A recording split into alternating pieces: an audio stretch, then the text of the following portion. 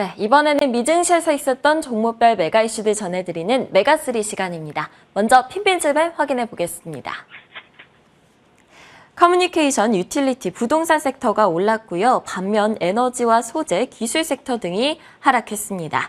먼저 기술 섹터에서는 반도체주들이 대부분 빨간불을 켜면서 하락세를 나타냈고요. 반면 커뮤니케이션 섹터는 대장주인 구글과 메타가 각각 약 2%, 3%씩 오르는 등 상승세를 주도했습니다. 바로 아래 임의소비재 쪽을 보면 테슬라와 포드, GM 등 자동차 관련주들은 상승세를 보였고요. 반면 리조트와 카지노 관련주들은 3에서 5%가량 크게 하락하는 모습이었습니다. 그 옆에 산업섹터의 글로벌 특송 전문업체인 UPS는 노사협상에 합의 없이 결렬이 되면서 2%가량 하락을 했고요.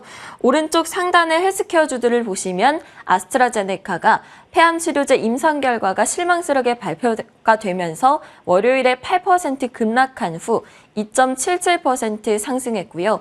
모더나는 중국의 RNA 의약품 개발 및 제조에 합의하기로 했다고 발표하면서 1.5% 상승을 했습니다. 그럼 오늘의 메가3 확인해 보도록 하겠습니다. 네, 오늘은 전기차 데이라고 할 수가 있을 것 같습니다. 전기차 기업들의 2분기 총정리 시간 가져보고요. 마지막으로는 메타 플랫폼즈 소식으로 넘어가 보겠습니다. 첫 번째 메가 이슈는 잘 나가는 전기차로 꼽아봤습니다. 먼저 제너럴 모터스인데요. 2분기 매출이 18.8% 증가했습니다. 소매 매출이 상반기에만 15% 증가했고 전기차 부문은 36,300대가 증가했다고 하는데요.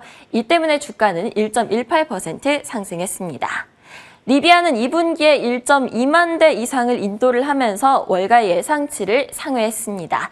이에 월가에서는 목표 주가를 줄줄이 상향을 했는데요. 니드엠에서는 26달러에서 28달러로, DA 데이비스는 11달러에서 18달러로 올렸습니다. 주가는 4.45% 오르면서 마감했습니다.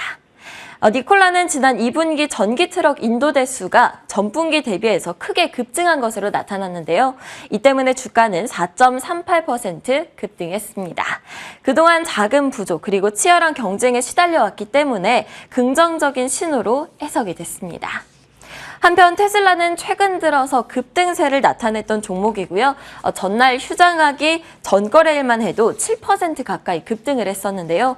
로스캐피탈에서 테슬라의 이 가파른 주가 상승세가 지지되기 어렵다고 분석을 했습니다. 가격 인하를 통한 판매량 확보, 여러 자동차 기업들이 NACS 충전 표준 확대 등이 호재로 작용하기는 했지만 주가 상승세가 지나치게 가팔랐다는 거죠.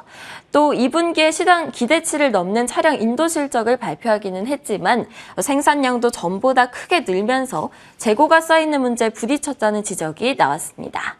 한편 울프스피드는 차량용 반도체 기업인데요. 일본의 르네사스와 공급 계약을 체결하면서 11% 급등세를 나타냈습니다.